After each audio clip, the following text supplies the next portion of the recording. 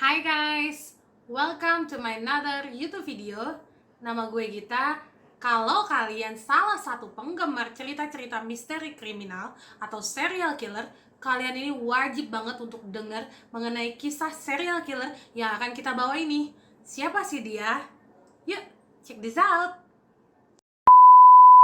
Kenneth Alessio Bianchi, atau yang lebih akrab dipanggil dengan nama Kenneth Bianchi, adalah seorang pria yang lahir pada tanggal 22 Mei tahun 1951 di Rochester, New York, Amerika Serikat.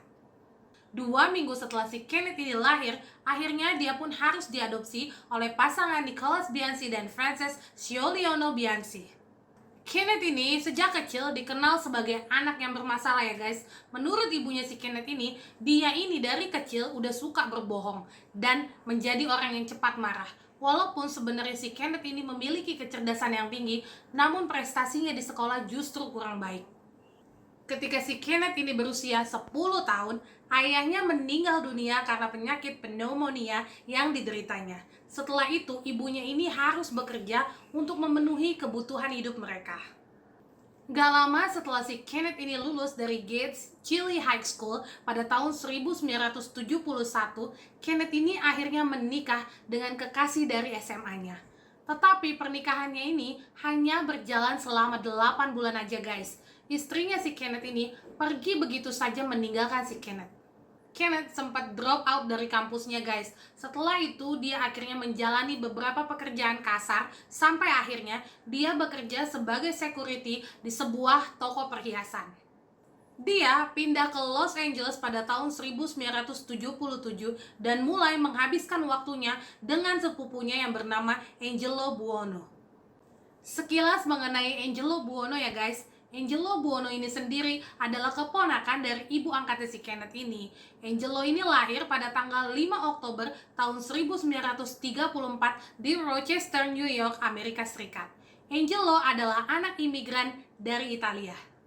Angelo ini juga anak yang bermasalah ya guys. Dia basicnya sih emang udah kriminal ya. Dia sering melakukan kegiatan-kegiatan kriminal gitu, seperti pencurian mobil, penyerangan, kegagalan membayar tunjangan anak, bahkan dia juga pernah melakukan tindakan pemerkosaan.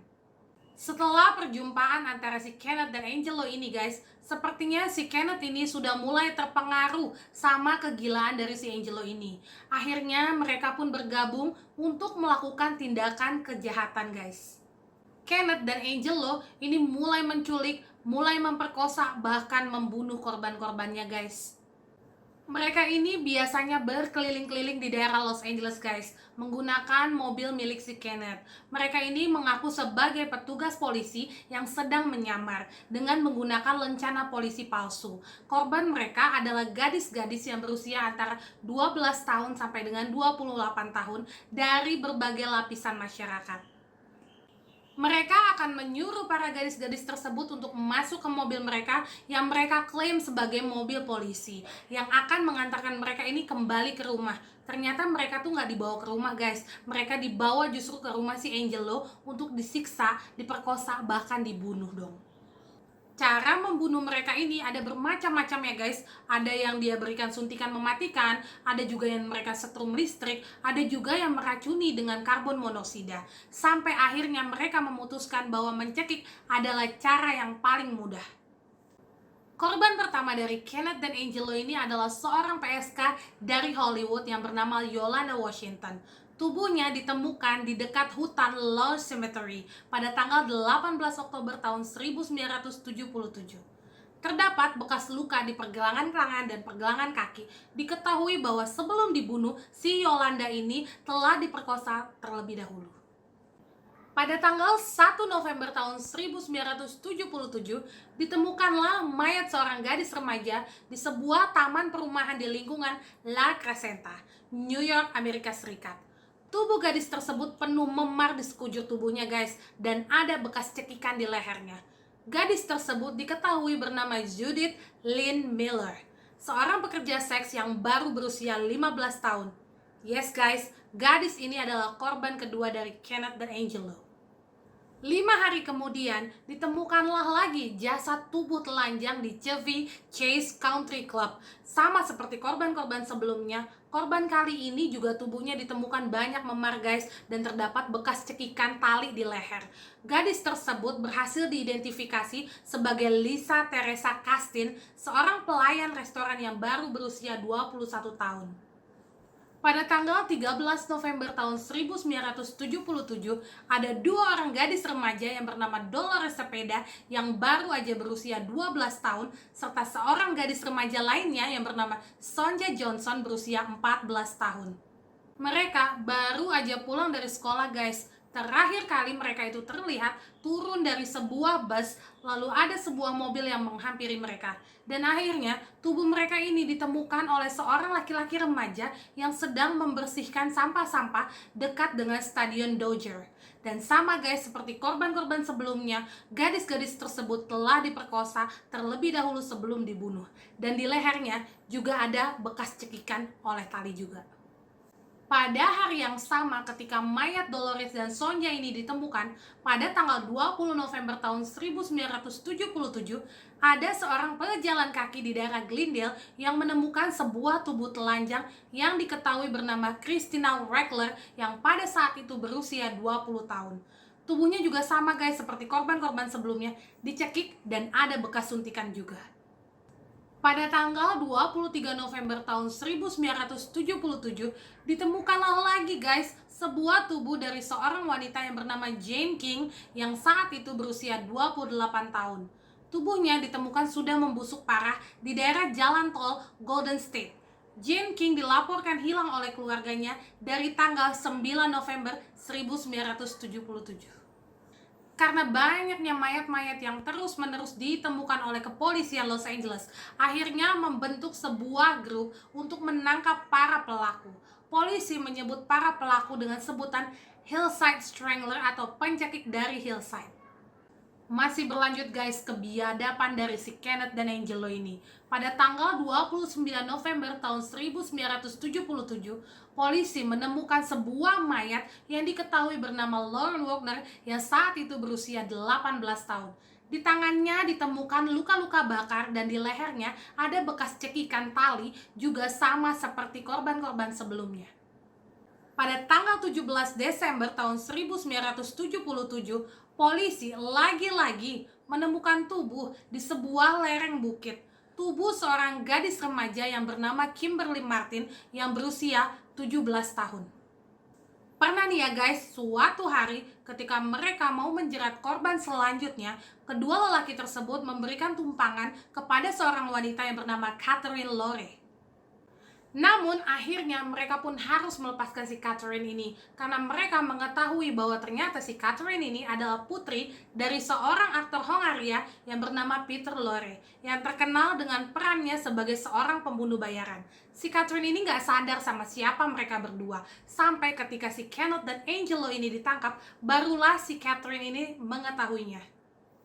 Korban terakhir di Los Angeles adalah seorang gadis yang bernama Cindy Hudspeth yang saat itu berusia 20 tahun. Tubuh Cindy ditemukan ketika ada sebuah helikopter yang sedang melintas melihat ada sebuah mobil Datsun Orange yang ditinggalkan di sebuah tebing di daerah Angeles Crest. Mayat Cindy ini ditemukan di bagasi mobil tersebut. Saking pinternya si Kenneth ini ya guys, dia ini pura-pura ikut pencarian bersama LAPD atau Los Angeles Police Department. Saat itu yang sedang mencari pelaku Hillside Strangler secara besar-besaran yang dibantu oleh warga-warga setempat. Nah, suatu hari si Kenneth ini ceritalah sama si Angelo kan ya guys. Meledaklah amarah si Angelo ini mengetahui hal tersebut. Akhirnya disuruhlah si Kenneth ini untuk pindah ke Bellingham, Washington, dan pada Mei tahun 1978, si Kenneth pun akhirnya pindah ke Washington. Pada tanggal 11 Januari tahun 1979, si Kenneth ini mengajak dua orang mahasiswi dari Western Washington University.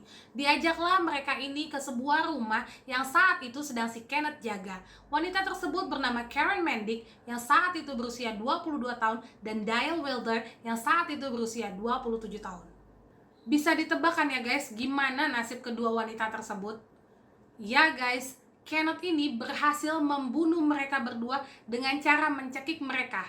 Karena banyaknya petunjuk yang tertinggal di tempat kejadian, akhirnya polisi berhasil menangkap Kenneth keesokan harinya. Setelah diperiksa lebih lanjut oleh kepolisian di Washington, diketahuilah bahwa si Kenneth ini ternyata memiliki hubungan dengan Hillside Strangler.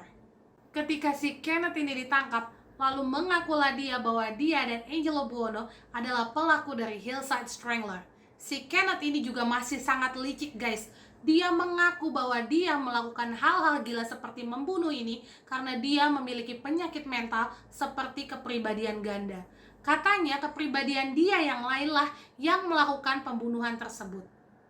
Sampai ada seorang psikolog pengadilan yang bernama Dr. Martin Orne yang mengatakan bahwa si Kenneth ini sebenarnya nggak ada sakit mental apa-apa, guys, dan dia hanya memalsukan penyakitnya saja.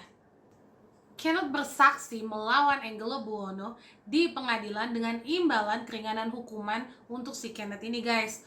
Di akhir persidangan si Angelo ini pada tahun 1983, Angelo Buono dituntut hukuman penjara seumur hidup atas kasus pembunuhan terhadap 10 orang gadis. Namun pada tanggal 21 September tahun 2002, Angelo Buono harus meninggal dunia di penjara Calipatra, California. Kenneth juga mendapatkan hukuman penjara seumur hidup atas kasus pembunuhan terhadap 12 orang gadis. Dia dipenjara di Walla Walla, Washington. Pada tahun 2010, sebenarnya si Kenneth ini pernah mengajukan pembebasan bersyarat, guys. Namun, harus ditolak oleh pengadilan Los Angeles. Kenneth ini baru memenuhi syarat pembebasan bersyarat ketika nanti dia di tahun 2025. Demikian guys cerita kita untuk hari ini. Semoga kalian suka ya teman-teman semua. Terima kasih banyak buat kalian semua yang udah mau nonton video ini dari awal sampai akhir. Jangan lupa untuk terus support channel YouTube gue dengan cara like, comment, subscribe, dan share ke teman-teman kamu. Bye!